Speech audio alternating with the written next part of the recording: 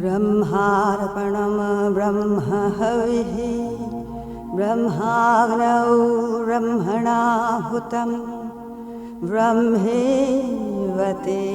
गन्तव्यं ब्रह्मकर्म समाधिना एतत् सर्वम् ॐ ब्रह्मार्पणमस्तु ॐ ब्रह्मार्पणमस्तु।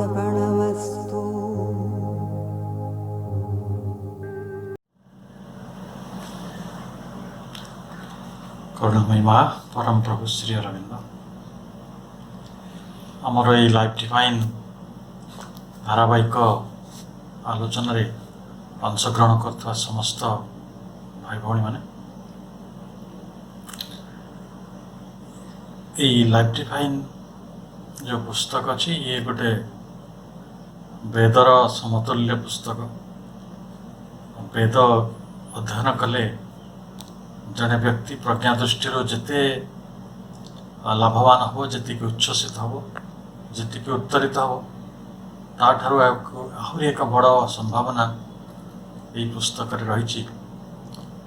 आम दशम अध्यायर आज सप्तम आलोचना मध्य प्रवेश करुछंती। ये दशम अध्यायटी जो चित शक्ति बा दि कॉन्शियस फोर्स तार 22टी पैराग्राफ रही। आम एपर्यंत 15तम पैराग्राफ पर्यंत अध्ययन कर पारिछंती। आज 16तम पैराग्राफ रु आगु को अध्ययन करवा। ये जो 15टी पैराग्राफ मध्य श्री अरविंद चेतना जीवन ये संपर्क रे सविशेष कथा कहिछंती। किपरि भावरे शक्ति अनंत शक्ति एक विराट समुद्र मध्य अवस्थान करथिला। किभଳି सेई ocean of sea ocean of energy किभଳି निजको धीरे धीरे पंच महाभूत परिणत होती रूप परिग्रहण करिछि। किभଳି भावरे चेतनार संचार होती जड़र संचार होती जड़ भितर चेतनार विद्यमानता रही। ये समस्त कथा अति गंभीर शब्दरे गभीर तात्विक दृष्टिकोण दे से बुझेइछंती। एवं ता संगरे आमे जो पुरातन पद्धति रे चेतनार अनेक विद्यमानता कथा जानी सुसुप्तिर अवस्था स्वप्नर अवस्था जागृत अवस्था ता संपर्क रे आलोचना है। एवं आलोचना है जे प्राणिक चेतना शरीर चेतना मनर चेतना एवं अति चेतना संपर्क रे निश्चेतना संपर्क रे एवं गोटे सूक्ष्म चेतना संपर्क रे एवं अति चेतना संपर्क रे ये सब आलोचना सरी। से जो मूल कथाटी कहते जे जड़ भितर आम जहाँ को निर्जीव कहचु जड़ कहचु ता मध्य चेतनार विद्यमानता रही। एवं एक कथा मध्य सत्य जे सेपरी सूक्ष्मतर अवस्था रही बुझापी जानापी प्रयास करिवारे आम समस्त पाखे गोटे जटिलता रही। बेले बेले आम से कथा बड़ा असंभव मन करूँ। श्रीअरविंद कहते not only it is probable but if you will consider things dispassionately it is certain. ताले केवल यह संभव नुहे जहाँ आमको असंभव लगुच सेटा जे केवल संभवता नुहे बरं यह भी सत्य यदि आम डिस्पैशनेटली धीर स्थिर भाव निरपेक्ष भाव विचार करवा आम कंसीडर करवा ताहले आम जानिबा जे यह इट इज सर्टेन यह एक सत्य। से तार प्रमाण दौरान in our selfs there is such a vital consciousness which acts in the cells of body and automatic vital functions so that we go through purposeful movements. आमे समस्ते मानसिक चेतना सहित संपृक्त संलग्न आई जागृतिर कथा जाचु किंतु आम भितर गोटे प्राणिक चेतना स्वयंक्रिय एकाथरे भाषा ऑटोमेटिक वाइटल फंक्शन जो स्वयंक्रिय जो प्राणक्रिया गुड़िक देह धारण प्राणक्रिया गुड़िक चलुची से विषय आम बहु समय सचेतन हो पारूँ एवं सेटा को जगह घटुची even that vital consciousness which acts in the cells of the body आम शरीर जीवकोश मानक मध्य से प्राणिक चेतनाटी काम करुचे देखु आमे आखि कान नाक इंद्रिय जो अच्छी सचेतन भाव में परिचालना करूँ से स्वयंक्रिय भाव कार्य करें आउ टे इंटरियर ऑर्गन आड़ चलवा आम शरीर हृत्पिंड हो लंग्स है कि किडनी है आम देह भितर केते केते केते केते जटिल व्यवस्था रही इंस्ट्रूमेंट सब खंजा एवं सेगुड़िक प्राणिक स्तर में एत सचेतन भाव में कार्य करती जो गुड़िकर अनुमान लगेवा जो गुड़ाक विषय जाना आम मान पक्षे बहुत जटिल तेणु आम भितर से जो वाइटल कॉन्शियसनेस टी आम सेल्स ऑफ बॉडी रे आमर जो जीवकोश मानक कार्य करुछि जो we go through purposeful movements जदि आम हृदयटी ठीक भाव स्पंदित हुआ ना आम फुसफुस टी ठीक बाटे स्पंदित हुआ ना आम पाकस्थल टी ठीक रूपे स्पंदित हुआ ना ताहले आमे गोटे पर्पसफुली यात्रा करि पारते नहीं एवं एटा सबुठारो बड़ कथाटी है and of attractions and repulsions to which our mind is a stranger जो कथाटी आम मन जाने ना गोटे कौन जाने ना से माने किछि ओबे करुछन्ति किछि व्यवस्था को मानुछन्ति कौन सेटा ना किछि अट्रैक्शन किछि रिपल्शन जोटा को आम कहीपर आकर्षण आउ विकर्षण जो आह्वान से मानुच देखो आपण आखि बुझी ही जाए जब गोटे हठात गोटे पोक पलि आस कि धूलटे पलि आस किंतु कौटा जिनस से देखे से निर्णय करे आपण मन से निर्णय करना ऑटोमेटिक से भली आम आकर्षण विकर्षण जो तत्वटी आसला यहाँ गोटे बहुत बड़ गंभीर तत्व आमर परमाणु अवस्था जिते वस्तु गुड़िक था मेटरटी था से स्तर में बेसी होता है जो मैंने केमिकल बॉन्डिंग पाठ पढ़ती से भल कर जानती जे गोटे लाइक फोर्सेस कौन करे रिपेल इच अदर आउ opposite forces attract each other यू अट्राक्शन और रिपल्सन यही तत्वटी आम तैयारी करना आम मनर अगोचर आम मन जो गुड़िक बुझीपारुनि ताठार आहरी सूक्ष्म पर्यायर से कथा घटुची तेणु गोटे प्रोटॉन इलेक्ट्रॉन प्रति आकर्षित होकर रोची जो जो आणविक संगठन संभव कन्फिगरेशन होची एटॉमिक कन्फिगरेशन हम जो गोटे रेडिकल रे बेसिक रेडिकल रे थिबा एलिमेंट गुड़िक एसिड रेडिकल रे थिबा एलिमेंट मान को आकर्षण करुछंती बेसिक रेडिकल को विकर्षण करुछि तेणु अट्रैक्शन आउ रिपल्सन रो प्रक्रियाटी अति सूक्ष्म स्तर रे रही खाली सेति नुहे जदि आमे आउ टिके उच्च स्तर को आसीबा आम साधारण गतानुगतिक जीवन में मध्य आमे किछि लोकंक प्रति आकर्षण अनुभव करूँ किछि घटना प्रति आमे आकर्षण अनुभव करूँ किछि व्यक्ति प्रति परिस्थिति प्रति आमे आकर्षण करूँ किंतु किछि प्रति आमे विकर्षण अनुभव करूँ सीटा मन के बुझे चेष्टा करछि कि जे आकर्षण विकर्षण रही तत्वटी प्रकृति में कौटे आसुछि एइटा ही प्राकृतिक गोटे क्रिया जहाँ फल स्वयंक्रिय भाव में आकर्षण और विकर्षण पद्धति आम कोष जीवकोष गुड़िक अति गोटे माने कनसियसली चेतनार सहित कार्य करुछंती जो कार्य करिया फल आम मानकर जीवन धारण संभव हो पारुछि बा अर्थपूर्ण हो पारुछि। In animals, this vital consciousness is an even more important factor.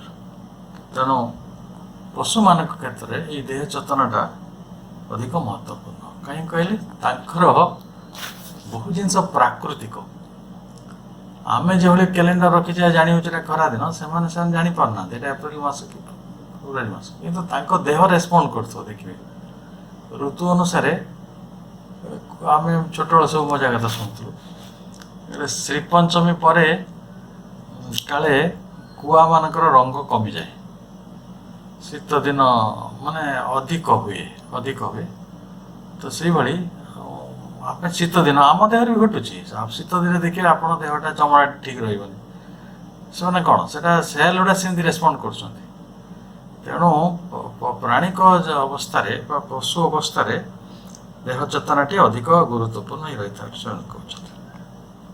In plants it is intuitively evident यदि आप टिके अंतर्मन नहीं गोटे इंट्यूशन नहीं देखिए सेटा प्राणी मान उद्भिद मान क्षेत्र में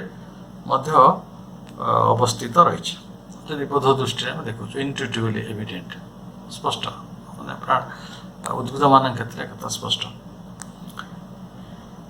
The seekings and shrinkings of the plant, its pleasure and pain, its sleep and wakefulness, and all that strange life, whose truth an Indian scientist has brought to light by rigid scientific methods, are all movements of consciousness. उद्भिद मानक भितर केते गुडे प्रक्रिया रही गोटे रोचे आम जमी पढ़ुले अट्राक्शन और रिपल्सन से भितर रही सिकिंग्स एंड श्रिंकिंग्स कौन सिकिंग ताको पानी दरकार पड़े से सिक कर तो पानी न पाऊँ से झाड़ी पड़े गोटे प्रतिक्रिया कि नहीं निश्चित तार गोटे स्पंदन से भाई श्रिंकिंग से माने लाज कोड़ी लता आप छुईदेवे से श्रिंक कर निश्चित से रेस्पॉन्ड कर जो लोड़ा और सरमी जा आउ गोटे प्लीजर और पेन सुख दुख भी रही यहाँ भलिक अनुभव करें आप गचरे पानी दौरान जत्न कर शुणी अनेक लोक अच्छा गच को जब आप संगीत शुणे से भल फूल फुट किसी लोक कहते भल संगीत जदि आप कृष्णकर बंशी जमी बजाइला गोपपुर में सेमती बंशी स्वर शुणे ताले गाई मैंने भल क्षीर दिखती युवा को आपमी बुझे तो से जो चेतनार कथा आसूची भितर स्लीप एंड वेकफुलनेस रही गच मैंने भी शुअती आते राति ही थाए गचर फूल तोलिया पत्र तोलिया आम पुरातन मनुष्य मैंने आम पूर्वपुरुष मना करते तार कारण से धारणा था गच शुए and all that strange life जीवन जिते रहस्य रही उद्भिद जगत उद्भिद जगत संपर्क में आम कौन सब कथा जानी प्रकृत में विराट रहस्य भर लुचि रही चरक भाई लोक को गुरु पठेले जाओ तुम्हें गोटे औषध पत्र आण जो पत्र किसी औषधीय गुण ना से बहु वर्ष 6 वर्ष पर गुरु को पाक फेरुंट और खाली हाथ में आसिक कहते प्रभु किसी पाइली एमती गोटे गच ना जार किसी औषधीय गुण ना तेणु उद्भिदर संख्या बहु लक्ष लक्ष आम जदि लता ठार गुल्म ठार आरंभ कर संख्या को देखा आने जगत में केते यूनिवर्सल वर्क कर उपस्थिति द्वारा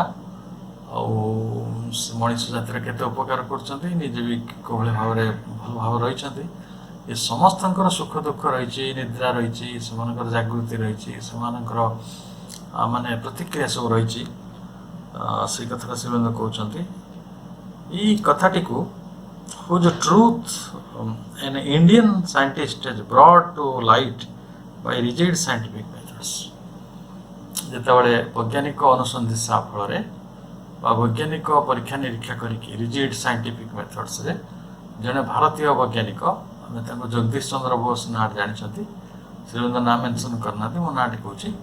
ଜଗଦୀଶ ଚନ୍ଦ୍ର ବୋଷ ପ୍ରଥମେ ଗଛମାନଙ୍କର ସୁଖ ଦୁଃଖ କଥା କହୁଥିଲେ। ଗୋଟେ ଗଛକୁ ତାର ଯେତେବେଳେ ଆମେ ପତ୍ରଟେ ତୋଳି ଦେଉ କି ତା ଡାଳଟେ ହାଣି ଦେଉ କି ତା ଫଳଟେ ତୋଳି ନେଉ, ସେ ପ୍ରତିକ୍ରିୟା କରେ, ଭାରି ସୂକ୍ଷ୍ମ ସ୍ତରରେ କରେ। ଆଉ ସେଗୁଡ଼ିକ ମଧ୍ୟ ପରୀକ୍ଷା ନିରୀକ୍ଷା ଭିତରେ ଏଇ ଜଗତକୁ ଆସିଛି। ଆଉ ସେଗୁଡ଼ିକ ବିଧିବଦ୍ଧ ଭାବରେ ବା ନିର୍ଦ୍ଦିଷ୍ଟ ଭାବରେ ଆର୍ ଅଲ୍ ମୁଭମେଣ୍ଟସ୍ ଅଫ୍ କନସିୟସନେସ୍, ସେଗୁଡ଼ିକ ମଧ୍ୟ ଚେତନାର ଗତିବିଧି ଅଟନ୍ତି। ଚେତନା ନଥିଲେ ଉଦ୍ଭିଦମାନେ ଏଭଳି ବ୍ୟବହାର କରନ୍ତେ ନାହିଁ। But age far age we can C not of mentality, ଆଉ ସେଗୁଡ଼ିକ ଯେ ମାନସିକ ତ ନୁହେଁ। ସବୁବେଳେ କ'ଣ ଚେତନାଟି ମାନସିକ ହେବାକୁ ବାଧ୍ୟ? ସେଠି ତ ଗଛର କିଛି ମନ ନାହିଁ। ତେଣୁ ଏଇଠି କୁହାଯାଉଛି ଯେ ଯେତିକି ଚେତନାର ଯେଉଁ ସ୍ପନ୍ଦନ ସେଠି ହେଉଛି, ସେଠି ମାନସିକତାର କିଛି କଥା ନାହିଁ। ଦେନ୍ but there is then a submental, ତାହେଲେ ମନର ତଳେ ଆଉ ଗୋଟେ କିଛି କଥା ରହିଛି ଯିଏ ଚେତନାକୁ ମଧ୍ୟ ପରିପ୍ରକାଶ କରିପାରେ, ସବମେଣ୍ଟାଲ, ଯେଉଁଟାକୁ ଅବଧାରଣା ବୋଲି ଆମେ କହିପାରିବା। ତେଣୁ ମଣିଷ ଯିଏ ଚେତନା କହିଲେ କେବଳ ମେଣ୍ଟାଲ ଆୱାକେନିଂକୁ ସହିତ ଅଭ୍ୟସ୍ତ, ମାନସିକ ଜାଗୃତି ସହିତ ଅଭ୍ୟସ୍ତ, ଯଦି ଆମେ ପ୍ରାଣୀ ସ୍ତରରେ ବା ପଶୁମାନଙ୍କ ସ୍ତର କଥା କହୁଛେ, ଉଦ୍ଭିଦର ସ୍ତର କଥା କହୁଛେ, ତାହେଲେ ଦେଖୁଛେ ସେଇଠି ମନ ନାହିଁ, କିନ୍ତୁ ବିଧିବଦ୍ଧ ଭାବରେ ବା ନିର୍ଦ୍ଦିଷ୍ଟ ଭାବରେ ଚେତନାର ପରିସର ସେଇଠିକି ମଧ୍ୟ ଯା ପହଞ୍ଚିଛି। ଆଉ ଚେତନାର ପରିସରଭୁକ୍ତ ହେଇକି ସେମାନେ ସବୁ କାମ କରୁଛନ୍ତି। ବିନା ବିଧିର ଶୃଙ୍ଖଳା ଭିତରେ ସେମାନେ ସମସ୍ତେ କାମ କରୁଛନ୍ତି। ସେମିତି ସେମାନଙ୍କର ସୁଖ ଦୁଃଖ, ଶୋଇବା ଉଠିବା, ସେମାନେ ଯେପରି ଆମେ ଆଟ୍ରାକ୍ସନ୍ ରିପଲ୍ସନ୍ର କଥା କହୁଥିଲେ, ସେଇଭଳି ସେମାନେ ମଧ୍ୟ ସିକିଂ ଆଣ୍ଡ ଶ୍ରିଙ୍କିଂ। ଗଛ ବି ପାଣି ଟିକେ ଖୋଜେ, ପବନ ଟିକେ ଖୋଜେ। ଆଉ ଯଦି ଗୋଟେ ଭଲ ଉଦାହରଣ ଆପଣ ଖୋଜୁଛନ୍ତି, ଯେ ସିକିଂ ଆପଣ କହିବେ, ଖାଲି ମଣିଷ ପାଖରେ ସିକିଂଟା ଅଛି, ଖୋଜିବାଟା ଅଛି, ପାଇବା ପାଇଁ ତାର ଇଚ୍ଛାଟା ଅଛି, କିନ୍ତୁ ଗଛମାନଙ୍କର ନାହିଁ, ତାହେଲେ ଏଇଟା ଭୁଲ କଥା। କାହିଁକି ନା ଆପଣ ଗୋଟେ ଗଛକୁ ଛାଇରେ ଲଗାନ୍ତୁ, ସେ ଆଲୋକ ଆଡ଼କୁ ବଢ଼ି ଯାଉଛି, ଆଲୋକ ଆଡ଼କୁ ବାଙ୍କିଯାଏ। ଅନେକ ମାନେ ଦେଖିବେ ଗୋଟେ ବଡ଼ ଘନ ଜଙ୍ଗଲରେ ଗଛ ଗୁଡ଼ା ସବୁ ଡେଙ୍ଗା ଡେଙ୍ଗା, ତାର କାରଣ ଆଲୋକ ପାଇଁ, ତାର ଆଲୋକ ପାଇଁ ସିକିଂ ଅଛି, ଆଲୋକ ତାକୁ ଦରକାର, ତେଣୁ ସେ ଆଲୋକ ପାଇବା ପାଇଁ ଆଗକୁ ବଢ଼ି ଯାଉଛି। ସେଇଭଳି ଅନେକ ଗଛ ବଙ୍କା ହେଇଯାଏ, ତାର କାରଣ ସେ ଆଲୋକ ଯେଉଁ ଦିଗରେ ଥିବ ସେଇ ଦିଗକୁ ସେମାନେ ବାଙ୍କିଯାଏ। ଏଇଟା ଦିଟି ସିକିଂ। ତେଣୁ ଏଇଟା ପୁଣି କିଏ ନିର୍ମୂଳ କରୁଛି? ସେଟା ତ ମନ ନାହିଁ ନା, ଲଜିକ୍ ନାହିଁ, ତ ସେ ପୁଣି କେମିତି ସେଟା ହେଉଛି? ସେଟା ଦି ଥିଙ୍ଗ ଇଜ୍ କ୍ୱାଇଟ୍ ଅଟୋମେଟିକ୍। ଏଇଟା ହେଉଛି ରହସ୍ୟପୂର୍ଣ୍ଣ। ତାପରେ ତେଣୁ ସବମେଣ୍ଟାଲ ଗୋଟେ ରହିଛି। ତାପରେ କହୁଛନ୍ତି ଶ୍ରୀରବୀନ୍ଦ୍ର ଯେ ଏ ସବମେଣ୍ଟାଲ ଏ ଭାଇଟାଲ କନସିୟସନେସ୍, ଆମେ ତାକୁ ହିଁ କହୁଛୁ ପ୍ରାଣିକ ଚେତନା, which has precisely the same initial reaction as the mental। ସବୁଠାରୁ ମଜା କଥା ଠିକ ଲାଗେ।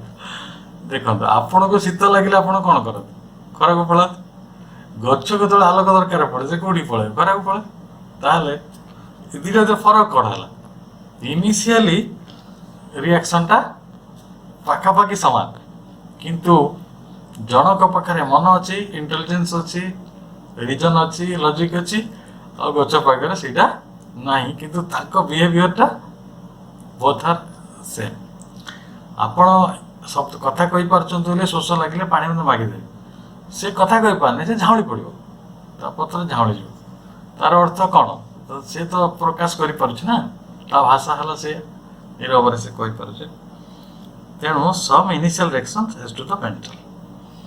ତାପରେ but is different in the constitution of its self experience। definitely ଯେଭଳି କହିଲି, ତାଙ୍କର ଯେଉଁ ପ୍ରତି ସେଲ୍ଫ ଏକ୍ସପିରିଏନ୍ସ, ଯେଉଁ ଏକ୍ସପିରିଏନ୍ସଟା, ତାଙ୍କ ଆତ୍ମ ଅନୁଭୂତିର ଯେଉଁ ସଂଗଠନ ରହିଛି, ସେଇଟା ମନ ସ୍ତରରେ ସେମାନେ କରୁନାହାନ୍ତି, ଭାଇଟାଲ ସ୍ତରରେ କରୁଛନ୍ତି। ଆଉ ଆମେ ଯେଉଁଟା କରୁଛୁ ସେଇଟା ଆମେ ମନ ସ୍ତରରେ କରୁଛୁ। ତେଣୁ ଏଠି ଫରକ ଅଛି, ଯଦିଓ କିନ୍ତୁ କଥାଟି ଏକା। ଭୋକଟା ଭୋକ, ତାକୁ ବି ଭୋକ, ଆମକୁ ବି ଭୋକ, ତାକୁ ବି ଆଲୋକ ଦରକାର ପଡ଼ୁଛି, ଶୀତ ଲାଗୁଛି, ଆମକୁ ବି ଆଲୋକ ଦରକାର ପଡ଼ୁଛି, ଶୀତ ଲାଗୁଛି। ଆପଣ ଦେଖିବେ ବଣ ଜଙ୍ଗଲରେ ଯେଉଁ ପ୍ରାଣୀମାନେ ରୁହନ୍ତି, ଶୀତ ଦିନରେ ସେମାନଙ୍କ ଲୋମ ବଢ଼ିଯାଏ। ସେ କ'ଣ ଇଚ୍ଛା କରି ତାକୁ ବଢ଼େଇଛନ୍ତି? ନା, ସେଲ୍ ମାନେ ସେଇଭଳି ଅଟୋମେଟିକ୍ ରେସ୍ପଣ୍ଡ କରନ୍ତି ନେଚରକୁ, ପରିସ୍ଥିତିକୁ। Even age that which is superconscient is in the constitution of its self experience different from the mental being. ଏଠି ଗୋଟେ ବଡ଼ ଗୁରୁତ୍ୱପୂର୍ଣ୍ଣ କଥା ଶିରସ କହିବାକୁ ଚେଷ୍ଟା କଲେ ଯେ ଯେଭଳି ଭାଇଟାଲ ମାନେ ଯେଉଁଟା ସବ୍ ମେଣ୍ଟାଲ ସେ କହିଲେ ଆଉ ମେଣ୍ଟାଲ ଏମାନଙ୍କର ମାନେ ରିଆକ୍ସନ ଗୁଡ଼ିକ ସମାନ ଇନିସିଆଲି, କିନ୍ତୁ ସେମାନଙ୍କର ସେଲ୍ଫ ଏକ୍ସପିରିଏନ୍ସର କନଷ୍ଟିଟ୍ୟୁସନ୍ ଅଲଗା। ସଂଗଠନଟି ମାନେ ତାଙ୍କ ପାଖରେ ଗୋଟେ ଅର୍ଗାନ ଜିନିଷର ଡିଫରେନ୍ସ ରହୁଛି, ଆପଣ କନଷ୍ଟିଟ୍ୟୁସନକୁ ଅର୍ଗାନ ସେନ୍ସରେ ନିଅନ୍ତୁ। ସେଇଭଳି ମେଣ୍ଟାଲ ଆଉ ସୁପର ମେଣ୍ଟାଲ ଯେଉଁଟା ସୁପ୍ରା ମେଣ୍ଟାଲ ଆମେ କହୁଛି ବା ସୁପର କନସିଏଣ୍ଟ ଅତି ଚେତନା, ସେ ଚେତନା ଆଉ ଚେତନା ଓ ଅତି ଚେତନା ଭିତରେ ପ୍ରତିକ୍ରିୟାଟି ବା ମୁଭମେଣ୍ଟଟି ଗତିସ୍ପନ୍ଦନଟି ଇନିସିଆଲି ବା ମୂଳ ଅବସ୍ଥାରେ ଯଦିଓ ସମାନ ଲାଗିବ, କିନ୍ତୁ ସଂଗଠନରେ ସେମାନଙ୍କ ପାଖରେ ଫରକ ଅବଶ୍ୟ ରହିବ। ଯେଭଳି ସବ୍ ମେଣ୍ଟାଲ ଆଉ ମେଣ୍ଟାଲ କ୍ଷେତ୍ରରେ ହେଇଛି, ଭାଇଟାଲ ମେଣ୍ଟାଲ କ୍ଷେତ୍ରରେ ହେଇଛି। Does the range of what we can call conscious cease with the plant, with that in which we recognize the existence of a sub-animal life? ତାହେଲେ ଆମେ ପ୍ଲାଣ୍ଟ ମାନଙ୍କୁ ଉଦ୍ଭିଦ ମାନଙ୍କୁ ସବ୍ ଆନିମାଲ କହିପାରିବା, ଯେଉଁମାନେ ପରେ ଆନିମାଲର ଅଧସ୍ତନ ହେଇକି ରହିଛନ୍ତି ବା ଆନିମାଲ ଠାରୁ ଉଦ୍ଭିଦ ଠାରୁ ପ୍ରାଣୀମାନଙ୍କ ଠାରୁ ନିକୃଷ୍ଟ ବୋଲି ଆମେ କହୁଛୁ। କାହିଁକି ନା ପ୍ରାଣୀଟା କଥା ଏକ୍ସପ୍ରେସ୍ କରିପାରେ, ତା ପାଖରେ ଶବ୍ଦ ଅଛି, ତା ପାଖରେ କିଛି ଅର୍ଗାନ ରହିଛି, ବିଶେଷ କରି ଲଙ୍ଗସ୍ ରହିଛି, ତା ପାଖରେ କିଡନୀ ଅଛି, ସବୁ ପ୍ରାଣୀମାନଙ୍କର ବଡିଟା ଗୋଟେ ବଢ଼ିଆ କି ଫର୍ମ ହେଇଥାଏ ନା, ଗଛରେ କ'ଣ ଥାଏ ସେମିତି ଚିନ୍ତା କଲେ କିଛି ନଥାଏ। ତେଣୁ ଆମେ ସବୁବେଳେ ଭାବିଛୁ ଯେ ଉଦ୍ଭିଦ ଜଗତଟା ପଶୁ ଜୀବନ ତୁଳନାରେ ଏକ ନିମ୍ନତର ସ୍ତର ବୋଲି ଆମେ ସ୍ୱୀକାର କରି ଆସିଛୁ। ଯେ does the range of which we can call consciousness cease with the plant, with that in which we recognize the existence of a sub-animal life। ତେଣୁ ଚେତନାର ଯେଉଁ ପରିସର କ୍ରମ ଯେଉଁଟାକୁ ରେଞ୍ଜ କହୁଛନ୍ତି, ରେଞ୍ଜ ଅଫ୍ କନସିୟସନେସ୍, ସେଇଟା ଆସିକିରି ଅଟକି ଯାଇଛି କି ନା ବଢ଼ିଲା, ଆଗକୁ ଗଲା। ପ୍ରଥମେ ଆମେ ଦେଖିଲୁ ଯଦି ପ୍ରାଣୀମାନଙ୍କ କ୍ଷେତ୍ରରେ ଭାଇଟାଲିଟି ତ ତିଆରି ହେଲା, ଭାଇଟାଲ କନସିୟସନେସ୍ଟା, ଆଉ ମଣିଷମାନଙ୍କ କ୍ଷେତ୍ରରେ ଗୋଟେ ମେଣ୍ଟାଲ କନସିୟସନେସ୍ ତିଆରି ହେଲା, ତାହେଲେ ମେଣ୍ଟାଲ କନସିୟସନେସ୍ର ସବ୍ ମେଣ୍ଟାଲ ରହିଛି, ତେଣୁ ଭାଇଟାଲ କନସିୟସନେସ୍ର ସବ୍ ଭାଇଟାଲ ବି ରହିଲା। ସବ୍ ଭାଇଟାଲଟାକୁ ଆମେ କହିଲୁ ଉଦ୍ଭିଦ ଜଗତରେ ରହିଛି। ତ ସବ୍ ଭାଇଟାଲ କହିଲେ ନ୍ୟାଚୁରାଲି ଫିଜିକାଲ, ତାହେଲେ ସେଇଠି କ'ଣ ଅଟିକି ଗଲା କି? ଶରୀର ଚେତନା କ୍ଷେତ୍ରରେ ଚେତନାଟା ଅଟିକି ଗଲା କି ନା? ଚେତନାର ଗୋଟେ କ୍ରମ ଉତ୍ତରଣ ହେଉଛି। ମୂଳ କଥା ଏଇ ଚେତନାର କ୍ରମ ଉତ୍ତରଣ ଫଳରେ ଆମର ମସ୍ତିଷ୍କ ହେଇଛି। ଶ୍ରୀରବିନ୍ଦ କହୁଛନ୍ତି ମସ୍ତିଷ୍କଟା ଚେତନାର ଉତ୍ତରଣର ପରିଣାମ, ଏମିତି ଖାଲି ହେଇନି, ଆପଣଙ୍କୁ ଚେତନାର ଉଦାହରଣ କରିବାକୁ ପଡ଼ିବ। ଯଦି if so we must then suppose there is a force of life and consciousness originally alien to matter which has yet entered and occupied matter। ଆମେ ଏହା ବୁଝିବା କି ଯେ ଯଦି ଆପଣ ତାକୁ ସତ୍ୟ ବୋଲି ଧରିନେ ଯେ ଜୀବନଟା ସେଇଠି ମାନେ ଚେତନାଟା ସେଇଠି ଅଟିକଲା, ତାହେଲେ ଆମେ ଲାଇଫ୍ ଆଣ୍ଡ କନସିୟସନେସ୍, ଜୀବନ ଶକ୍ତି ଆଉ ଚେତନାର ଗୋଟେ ଅବସ୍ଥିତିକୁ ସ୍ୱୀକାର କରିବାକୁ ପଡ଼ିବ, ଯିଏ ଅରିଜିନାଲି ଏଲିଏନ୍ ଟୁ ମ୍ୟାଟର, ଜଡ଼ ଠାରୁ ଅଲଗା। ମୂଳ କଥାଟି କେଉଁଠି ରହୁଛି? ମୁଁ ଆପଣଙ୍କୁ ଗୋଟେ ସରଳରୁ ସରଳତମ କଥା କହିବାକୁ ଚାହେଁ। ଆଧ୍ୟାତ୍ମିକ ଜୀବନ ଓ ସାଧାରଣ ଜୀବନ ଭିତରେ କ'ଣ ଫରକ? ସାଧାରଣ ଜୀବନ ଜଡ଼କୁ ଜୀବନହୀନ ମନେକରେ ଆଉ ତା ଭିତରେ କିଛି ଚେତନା ନାହିଁ। କିନ୍ତୁ ଯେତେବେଳେ ଆପଣ ଦିବ୍ୟ ଜୀବନରେ ପ୍ରବିଷ୍ଟ ହେବେ, ଆମେ ଦିବ୍ୟ ଜୀବନ ଗ୍ରନ୍ଥ ପଢ଼ୁଛୁ, ସେତେବେଳେ ଏଇ ଯେତେ ଯାହା କଥା କୁହାଗଲା, ଜଡ଼, ଉଦ୍ଭିଦ, ପ୍ରାଣୀ, ମନୁଷ୍ୟ ବା ଆଗାମୀ ଦିନରେ ଯେଉଁ ମନୁଷ୍ୟ ଅତି ମାନବ ଆସିବ, ଏ ସମସ୍ତଙ୍କର ଗୋଟେ ଚେତନାଗତ ବିନ୍ୟାସ, କ୍ରମ ଉତ୍ତରଣ ଆଉ ସେମାନଙ୍କ ଭିତରେ ଗୋଟେ ଅନ୍ତର୍ନିହିତ ଗୋଟେ କ'ଣ ରହିଛି, ଗୋଟେ ତାଦାତ୍ମ୍ୟ ରହିଛି। ସମସ୍ତଙ୍କର ଉପଯୋଗିତା ରହିଛି, ସମସ୍ତଙ୍କ ପାଖରେ ଅର୍ଥପୂର୍ଣ୍ଣତା ରହିଛି, ସମସ୍ତଙ୍କ ଜାଗାରେ ମହତ୍ତ୍ୱପୂର୍ଣ୍ଣ। ମଣିଷ ଯେତେବେଳେ ମେଣ୍ଟାଲ କନସିୟସନେସକୁ ଚାଲି ଯାଇଛି ସେତେବେଳେ ସେ ଜଡ଼କୁ ଜଡ଼ ପରି ବ୍ୟବହାର କରୁଛି, କିନ୍ତୁ ପ୍ରକୃତରେ ଜଡ଼ଟା ଜଡ଼ ନୁହେଁ। ଜଡ଼କୁ କେବଳ ଶ୍ରୀ ଅରବିନ୍ଦଙ୍କ ଭଳି ମହାଯୋଗୀ ମାନେ କହୁଥିଲେ ସେଟା ହେଉଛି ଗୋଟେ ୟୁନିଭର୍ସାଲ ଅବତାର। ସେ ଏଇ ଯୋଉ ଅବତାର ମାନଙ୍କୁ ଆମେ ବିଭିନ୍ନ ବାଟରେ ଜାଣିଛୁ, କିଏ ମତ୍ସ୍ୟ ଅବତାର, କର୍ମ ଅବତାର, କିନ୍ତୁ ଯେ ଜଡ଼ଟା ହେଉଛି ୟୁନିଭର୍ସାଲ ଅବତାର। ସେ ଜଡ଼ ଆମ ପାଇଁ କେତେ କାମ କରେ ନା, ଆପଣ ଯେତେବେଳେ ଭାତ ଖାଉଛନ୍ତି ସେ ଗରମ ପାଣି ଗୁଡ଼ା ତା ଭିତରେ 50 ମିନିଟ୍ ଫୁଟୁଛି, ତାପରେ ଯେ ଭାତ ଗଣ୍ଡେ ହେଉଛି, ସେ ଭାତଟା ବି ଜଡ଼ ଆମ ଦୃଷ୍ଟିରେ, ଚାଉଳଟା। ତାହେଲେ ସେ ଚାଉଳଟା ତା ଶରୀରଟା ଆମକୁ ଦେଉଛି, ଏକରେ ସେ ସିଦ୍ଧ ହଉ ସେ ଗରମ ପାଣିରେ ପଡ଼ିବେ। ଆମେ ନିଜେ ହେଲେ ଦେଖିଆ, ଆମେ ନିଜେ ଟିକେ ଗରମ ପାଣି ପଡ଼ିଲେ ଆମେ ଡାକ୍ତରଖାନା ଯାଉଛେ, କେବେ ଭାବୁଛେ କି ଯେ ସେମାନେ କେତେ କଷ୍ଟ କରିକି ସେ ହାଣ୍ଡିଟି ଅଗ୍ନିର ତାପଟିକୁ ସହୁଛି, ସେ ଜଳଟି ତା ଭିତରେ ଫୁଟୁଛି, ତା ଭିତରେ ମୁଠେ ଚାଉଳ ଆପଣ ପକେଇଛନ୍ତି, ସେ ଭାତ ହେଉଛି। ତାହେଲେ ସେମାନେ କେତେ ତପସ୍ୟା କରୁଛନ୍ତି ଆପଣଙ୍କ ପାଇଁ, ଆପଣ ବଞ୍ଚି ରହିବା ପାଇଁ। ସେଇ ମହତ୍ତ୍ୱଟାକୁ ମଣିଷ ଯୋଉଦିନ ବୁଝିଯିବ, ଏ ଈଶ୍ୱରଙ୍କ ପ୍ରେମ ବୁଝିଯିବ, ଈଶ୍ୱରଙ୍କ ସୃଷ୍ଟିଟାକୁ ବୁଝିଯିବ, ଆଉ ଏଇ ଜଡ଼ମାନଙ୍କର ଯେଉଁ ଉପଯୋଗିତା ରହିଛି ଆମ ଜୀବନରେ ସେଇଟା ମଧ୍ୟ ବୁଝିଯିବ, ତା ଜୀବନ ଦିବ୍ୟ ହେବ। ମୁଁ ଗୋଟେ ଚୌକି ଉପରେ ବସିଛି, ମୁଁ କେବେ ଚୌକିକୁ ସମ୍ମାନ କରୁଛି କି ଯେ ମୋତେ ସେ ବସିବାକୁ ଜାଗା ଦେଇଛି ବୋଲି?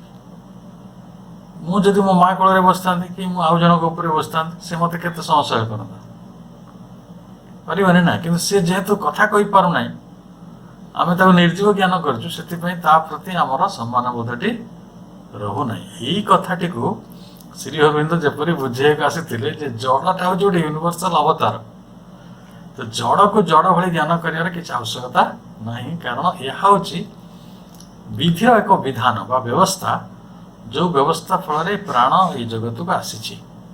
ଖାଲି ପ୍ରାଣ ଏ ଜଗତକୁ ଆସିନାହିଁ, ବରଂ ପ୍ରାଣ ତାର ଉତ୍ତରୋତ୍ତର ଉନ୍ନତିରେ ଆଜି ପର୍ଯ୍ୟନ୍ତ ଗତି କରି ଗୋଟେ ସୁପର କନଜେଣ୍ଟ ବା ଅତିମାନସ ସ୍ଥିତି ପର୍ଯ୍ୟନ୍ତ ପହଞ୍ଚିଲାଣି, ଏବଂ ସେଇଟା ଯେଉଁ ସମ୍ଭବ ହେଇଛି ସେଇଟା ଜଡ଼ର ଯୋଗଦାନ ଫଳରେ।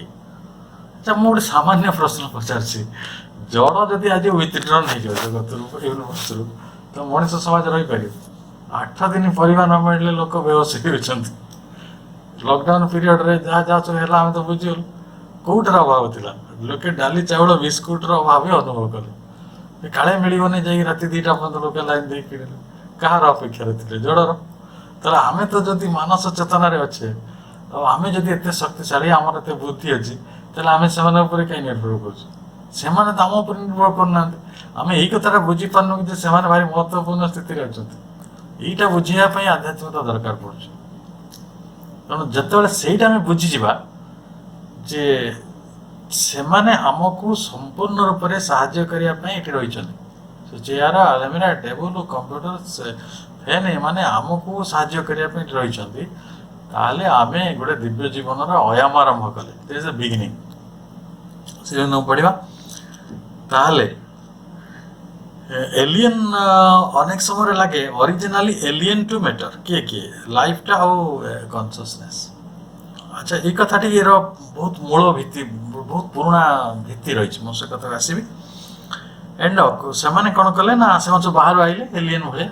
ଏଲିଏନ୍ ମାନେ କ'ଣ? ଯେଉଁଟା ଅପରିଚିତ ଜଗତରୁ ଆସନ୍ତି, ବାହାରୁ ଆସନ୍ତି, ଯାହା ସହିତ କାହାର କିଛି ସମ୍ବନ୍ଧ ନାହିଁ, ସେମିତି ଗୋଟେ। ଆଉ ଦେଖନ୍ତୁ, ପ୍ରକୃତରେ ଆମକୁ ସମୟର ଟିକେ ଅସୁବିଧା ହେଉଛି, ନହେଲେ এই কথা বুঝছেন। এলিয়েনটা କ'ଣ? ଆଜି ଲୋକେ କହୁଛନ୍ତି ମଣିଷଟା ଏଲିଏନ୍ ଟୁ ଦ ଆର୍ଥ। ଜାଣିଛନ୍ତି, ବୈଜ୍ଞାନିକମାନେ କଥା କହୁଛନ୍ତି। କାହିଁକି କହୁଛନ୍ତି କହିଲେ? ପାର୍ଥିବ ଜଗତରେ ଯେତେ ପ୍ରାଣୀ ଅଛନ୍ତି ସମସ୍ତେ ଏ ପୃଥିବୀର ସୁରକ୍ଷା ପାଇଁ କାମ କରନ୍ତି। କେବଳ ଗୋଟିଏ ମଣିଷ ଯେ ପୃଥିବୀର ସୁରକ୍ଷା ତିଆରି କରିଛି। ସେ ପୃଥିବୀକୁ ଭଲ ପାଉନାହିଁ। ଯଦି ଭଲ ପାଆନ୍ତା ପରମାଣୁ ତିଆରି କରନ୍ତା କି? ହିଂସାରେ ପ୍ରମତ୍ତ ହୁଅନ୍ତି କି? ପାଗଳ ହୁଅନ୍ତି କି? ଆପଣ ଅନ୍ୟ କେଉଁ ପ୍ରାଣୀ କଥା କୁହନ୍ତୁ, ବାଘ, ହାତୀ, ତିମି, କେଉଁମାନେ ପୃଥିବୀରେ ଧ୍ୱଂସ କରୁଛନ୍ତି? ସେମାନେ ପରିବେଶର ଛୋଟ ଛୋଟ କାମ କରନ୍ତି। କଇଁଛଟିଏ ସେ ତାର ପାଣି ପ୍ଲାଙ୍କଟନକୁ ଖାଇକି ପାଣିକୁ ପରିଷ୍କାର କରୁଛି। ଗୋଟେ ରୁଦ୍ର, ଗୋଟେ ଗିଧ ପକ୍ଷୀ କାର୍କାସ, ଯେଉଁ ଶବମାନଙ୍କୁ ଖାଇକି ସେ ପୃଥିବୀକୁ ପରିଷ୍କାର କରୁଛି। मनीष सेपरी करे अन्य प्राणी मानक मनीष को देखिए देखो मनीष आप एलियन भाया लगे यहाँ पार्थिव नुह ये गोटे कौ अलग जगत आसी ना से पृथ्वी को भल पाऊँ ना अन्य प्राणी मान सहित तार किसी संबंध सुंदर कर मनीषर बड़ कम हो अन्य प्राणी मान खाली खाई चिंगुड़ी पाइले खाइयो झिंटिका पाइले खाइयो बेंग पाइले खाइयो छेड़ी पाइले खाइयो पृथ्वीर अन्य प्राणी मान खाईजाटा मनीषर गोटे बड़ धर्म है तेणु ये बाहर आस लोग चिंता कर कि तेणु मेटर वर्ल्ड रे मेटरटा लाइफ और कन्सियसनेसटार एलियन नुहे बोली से दाबी कर किंतु आमको से भाई लगुच साधारण जीवन में साधारण चेतना अनेक लोग विषय चिंता करती ना जो मैंने भी चिंता करती से लगे जे लाइफ कन्सियसनेस सहित मेटर किसी संबंध ना परहैप्स फ्रॉम अनदर वर्ल्ड अन्य लोक रोट आसी तापर कौन होता ना for व्हेन्स otherwise can it have come ताले कौट आसी को जगार believed in the existence of ancient thinkers the ancient thinkers believed in the existence of such other worlds which perhaps sustain life and consciousness in ours even or even call it out by their pressure but do not create it by their entry तेणु से माने जो Indian जो thinker थिले पुराना प्राचीन दार्शनिक माने से माने ये जो लोकांतर सब कथा कहते लोकांतर मान रही आउ से लोकांतर गुड़िक प्राण और चेतना को धारण कर रखी से माने आसिक प्रवेश कर जगत को सृष्टि करी से माने भाबू नथिले ये कथा को एक्सप्लेन करता आमे कहूँ चतुर्दश लोक रही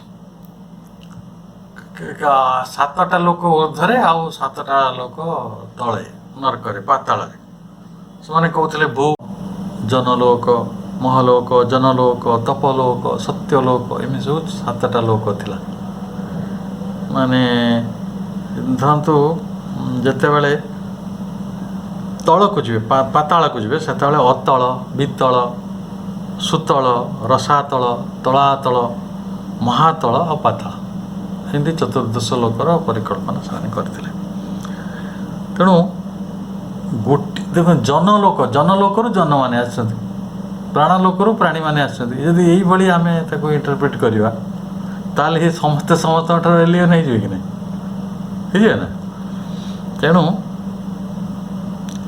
nothing can evolve out of matter which is not there in already content ताले जोठी संभावना नहीं जहाँ भीतर किसी संभावना नहीं सेठू किसी अभ्युत हम कि मैटर भितर जदि चेतनार संभावना नहीं ताले सेठू से अंतर्निहित होगी थाई कि आम जिते कहले आमको तो विश्वास हो पारे जे मैटर भितर कन्सियसनेस इवॉल्व होती मैटर भितर संगुप्त होकर रही चेतना कारण आमको मूल कथा कौन कहुई जे अस्तित्व मध्य चेतनार अंतर्निहितता रही विद्यमान हो रही संगुप्त होकर रही जोटा अस्तित्व सेटा चेतना चेतना गोटे शक्ति चेतना तो गोटे व्यक्ति नुहे ना से तो शक्ति नर व्यक्ति को सब माने गोटे यूनिवर्सल कनसेप्ट तेणु आम यह बुझू जे nothing can evolve out of matter which is not there in already content जदि ता भितर से नहीं ताले से भितर किसी आसीपर नहीं ताले जदि आसी आम ये कथाटी बुझा पड़ो जे ये भारी चेतन भाव में आसी कन्सीयसली आसी स्वाभाविक प्रक्रिया आसी एमती ता भीतर किसी माने गोटे किसी नो गेमिक किसी प्रकार गोटे प्रकार कौन कह छलना बा व्यवस्था बा गोटे किसी प्रकार जालियाती सेमती किसी ना ये गोटे बहुत गोटे शाश्वत गोटे निरंतर अत्यंत माने बोध दृष्टि सम्मत एवं अत्यंत दिव्य विधान आधार खंजा रही कारण सेठी ता भितर गोटे विद्यमानता थिबार भी आम एपर्यंत आसीछु तेणु किए कार एलियन नुहति मैटर लाइफ रो बा लाइफ कन्सियसनेस एमाने समस्ते निज सहित एक चमत्कार दिव्य संबंध रखिकी गति करते। But there is no reason to suppose that the gamut of life and consciousness fails and stops short in that which seems to us purely material। तेणु आमको केवल जहा जड़ बोली खाली आखि को दिशुची तारी भीतर को आसिकी प्राण चेतनार धाराटे जे हठात स्तब्ध और बंद हो जाइछि एपरि भाविबा लगी आदौ कौन कारण ना। ये जो गेमुट कहले आम जो विस्तार से विस्तारटी से बंद हो सेपरी भाविबा उचित ना। ताले एटा कौन हम उत्तरण प्रक्रिया रे बा विवर्तन प्रक्रिया रे आगे जाऊँ ही गुरुत्वपूर्ण। यही वेदर मैं वेद कौच यही वेदर बा यही ज्ञान पुस्तकर मूल आधारटी हूँ जे ये उत्तरित मार्गरे अति चेतनार सहित ये समस्त कथा विधिर विधान सहित अग्रगति करुँच कन्सीयसली। ताले आमे जोड़ा को जड़ बोली भाविचु से आसिकी प्राण चेतनाटी आसला तार धाराटी आ सी आसिकी से बंद हो से परिवर्तन ना एटा स्तब्ध होनी सीज हेनी से जगह सीज हेनी। आगू हम the development of recent research and thought seems to point to a obscure beginning of life and perhaps a sort of inert and suppressed consciousness in the metal and in the earth and in the inanimate forms। तेणु वर्तमान ये विषय आमे चिंता करू न करू गवेषक माने दार्शनिक माने चिंतक माने चिंता करुछन्ति। जदि चिंता करुछन्ति से माने कौन करुछन्ति जतिकी पर्यंत ज्ञानटा हासिल कले रिसर्च आउ थॉट जी चिंता से कले seems to a point to a obscure beginning. तेणु जीवन और संपर्क रे से मानकर जो जीवन रे जो उन्मेष संपर्क रे से मानकर धारणाटी ऑब्स्क्योर अवस्था रही अस्पष्ट हो रही। प्रकृति रे जीवन जिनसा आसला कौन लाइफटा गोटे गोटे इनानिमेट जी जड़ तार किसी जीवन ना निर्जीव आउ जीव ये निर्जीव भितर जीवर उद्भव होती है गोटे बड़ अद्भुत कथा लगुनि से मैंने केवे राजी हो पार्छन्ति केवे राजी हो पारु नाहांती। ताले ये जो प्रथमे आम जो वस्तु मान को देखा मैटर को से कौन अच्छे धातु अच्छा अधातु अच्छा धातु अच्छी मृत्तिका रही माटी रही तेणु जे इनट suppressed consciousness in the metal and the earth in other inanimate forms। तेणु अति अस्पष्ट से संभावना रही बोली कहुचे। मु गोटे थर आलोचना करी आपड़ देखिए यही समयटा ठीक समय को परीक्षा कर आपणकर डब्बारे रोषे घरे चावल अच्छी अटा अच्छी जीरा अच्छी लंका अच्छी बड़ी थी आउ जहाँ जहाँ सब द्रव्य थी ताको किछि दिन व्यवहार डाली भी थी ताको सब किछि दिन व्यवहार न कर रखी दिखाँ। ये खरा सरुथो वर्षा आसिया समय देखिए सबू द्रव्य गुड़ाक अलग अलग पोक हो अटार पोक चाउलर पोक सामान नुहे कि जो पोकटी डाली रे हम से पोकटी हुए तो आपण जीरा रे न पारे सबुतिर पोक लगे किंतु से पोकटा सब अलग अलग हुए। मुझे दिने बस चिंता करी वस्तु मान सहित ये जीवन रोटे संबंध अच्छी अलग अलग होना। हाँ ताको जड़े किए ना से जो पोक से फसल रे अंडा दिए से पोकटा से पुणी जन्म हो शिष्ट गुड़ा रही अंडा गुड़ा रही तेल ये कथा भी कहतु जे गोटे पोक गोटे वस्तु को कहीं निर्दिष्ट भाव बाछुची जदि ताक भितर किसी रहस्यगत संबंध नहीं ठीक अच्छे। तेणु यहाँ गोटे अस्पष्ट कथा बहुत स्पष्ट नुहे यहाँ आम गोटे दाबी भाव में स्वीकार कर किंतु जे एक कथु सत्य और at least the first stop of what becomes consciousness in us may be there ताले सबुठारु बड़ संकेतटा जहाँ मिलूँ जे फास्ट स्टॉप प्रथम उपादानटा से उद्भव हो जड़ भितर जीवनर प्रथम उत्पादनटी उद्भव होइछि एटा तो कम से कम स्पष्ट आम हो पार कि अच्छा जदि से बुझी पारना कथा गोटे कहतु बिना मेटर रे जीवनटा रही पार्छ कि से कथा कहला देखो जड़े लोक खाइबनी निश्वास नबनी पानी पीबनी बुझीपर गोटे गछ अच्छी तार आलोक ना माटी ना आ पाखे जल ना किसी ना से बंचीज कि बुझीपर ना तेणु जीवनर उपादानटा जड़ भितर निहित अच्छे आम से जल को कहते जीवन आम पवन को आज कहूँ प्राण नहीं जदि जीवन को जीवन जदि से पवनटी प्राण हो न था ताहले आमर आम जीवनर उपादानटा ता भीतर अच्छी ना नहीं निश्चय अच्छी यहीटा ही अस्पष्ट संकेत यहाँ ही अस्पष्ट संकेत आम से जो विधानटी को प्रमाण करिया तो सहज नुहे किंतु जेतिकी आम आमर अनुमान ज्ञान द्वारा आमर विचार बुद्धि द्वारा आम तर्क द्वारा आम जी चिंता करछे ये विषयटी निश्चित भाव में सहीपरि एक सत्य को आपण को आणुछि